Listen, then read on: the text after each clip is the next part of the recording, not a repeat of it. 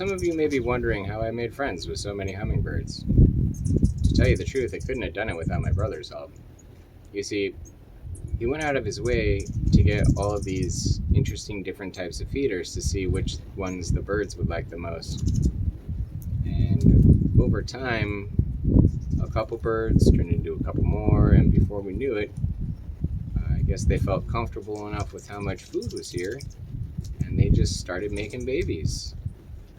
And for a while now, the population on the hilltop around the house here has just grown and grown. I think it's safe to say we have well over 100 birds, and probably over 200 if I was being a little more honest.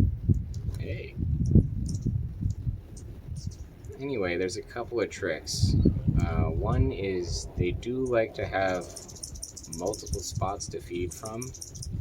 It's natural for a hummingbird to hit 1,000 flowers or more a day, and they usually do it on what they call a hot route because they recognize where different flowers are.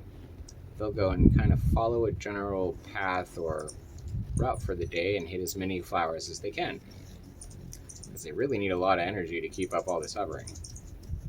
So to kind of simulate, if you would, a more natural environment, it's better to not have a whole bunch of feeders clustered together, but to have more smaller feeders spread out in order to encourage them to feel more comfortable with each other. Another thing about hummingbirds is they're one of the rare birds that are comfortable with being completely solo, and they can be very territorial. So when there aren't a lot of flowers around, they get very aggressive about their food sources. So in California, when the summer is up and there's not a lot of wildflowers around, places like ours, where there's a lot of feeders, are kind of key in supporting these little guys until the spring and the winter time and all the flowers come back around. And so one of the tricks is to not just make sure that you have feeders, but to make sure that they're spread out kind of far apart so that they're not feeling too jammed close together and having to fight over their food sources. And also to make sure that the feeders are fresh and refreshed, I should say, and refilled pretty often, because these guys are voracious drinkers, and they will easily drain one of these little feeders on my hat in a matter of minutes. If left to their own devices, I've seen them drained in 20 minutes or less. So